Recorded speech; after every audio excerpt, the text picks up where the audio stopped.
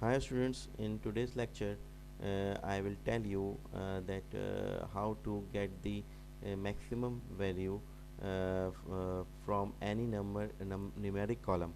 I will go to find the maximum value from the column. I will go to the product price column here, like that.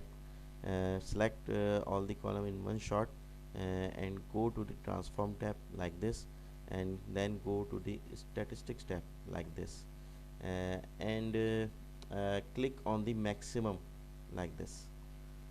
Then you will find the maximum value very easily. But students, remember one thing.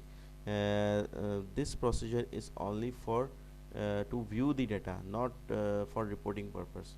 The reporting purpose, the reporting procedure is very different, which will I will tell you in my advanced lectures. Thank you very much. Please subscribe my channel and like my video for my support. Thank you very much.